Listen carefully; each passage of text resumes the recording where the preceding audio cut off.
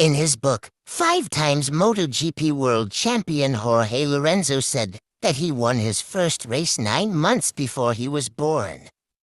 I guess you could say that everyone's life started with a race. But only a select few would go on to become legends of the racing realm.